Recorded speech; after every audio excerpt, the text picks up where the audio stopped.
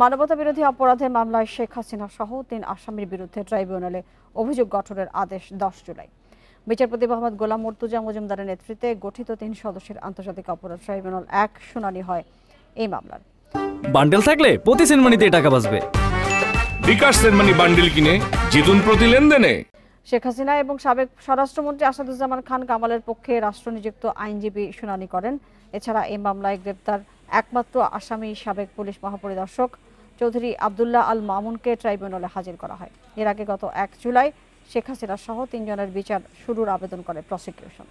গত ১২ মে মানবতাবিরোধী অপরাধের মামলায় শেখ হাসিনা সহ ৩ জনের বিরুদ্ধে প্রসিকিউশনে রিপোর্ট দাখিল করে ট্রাইব্যুনালের তদন্ত সংস্থা। ১ জুন শেখ হাসিনা সহ ৩ জনের বিরুদ্ধে আনুষ্ঠানিক অভিযোগ আমলে নেয় ট্রাইব্যুনাল।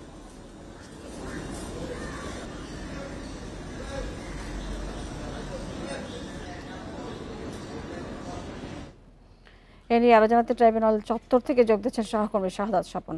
শাহাদাত স্বপন, শুনানি শেষে ট্রাইব্যুনাল এই মামলা সম্পর্কে কি বলেছেন?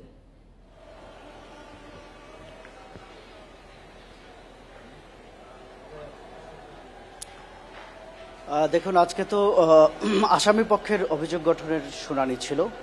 তো এর আগে আসলে গত ১ জুন গত জুলাই আগস্টের যে আন্দোলন, সে আন্দোলনে সাবেক প্রধানমন্ত্রী শেখ হাসিনা, সাবেক স্বরাষ্ট্রমন্ত্রী আসাদুজ্জামান খান এবং সাবেক পুলিশ প্রধান বা আইজিপি চৌধুরী আবদুল্লাহ আল মামুনের বিরুদ্ধে ৫টি সুনির্দিষ্ট অভিযোগের ভিত্তিতে মানবতাবিরোধী অপরাধের অভিযোগ দায়ের করা হয়েছিল। সেই 5টি অভিযোগ ছিল হত্যা, ষড়যন্ত্র, উস্কানি, সহযোগিতা এবং ঊর্ধ্বতন কর্তৃপক্ষের দায়।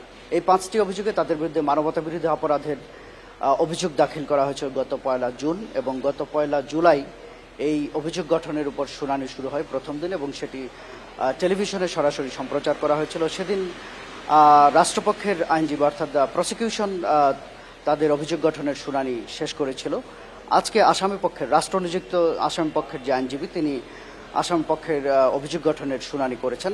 দুই পক্ষই স্বভাবতভাবেই তাদের যুক্তিগুলোকে যুক্তিযুক্ত মনে করছেন। অর্থাৎ রাষ্ট্রপক্ষ যেদিন শুনানি করেন, তারা আদালতে এরকম যুক্তি তুলে দিচ্ছেন যে 5টি অভিযোগ আনা হয়েছে মানবতা বিরোধী অপরাধের, প্রত্যেকটি অভিযোগই যুক্তিসঙ্গত এবং এই যে 3 জনকে আসামি করা হয়েছে তারা এগুলির সাথে ওতপ্রোতভাবে জড়িত।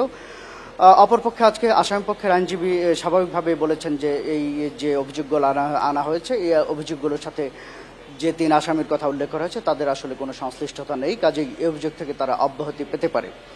তো দুই পক্ষের শুনানি শেষে আজকে আদালতের যে সিদ্ধান্ত সেটি জানিয়ে দিয়েছে যে তা আগামী 10 জুলাই দিন নির্ধারণ করা হয়েছে যে এই অভিযোগ যে অভিযোগ দাখিল করা হয়েছে সেই অভিযোগ গঠন করা হবে কিনা।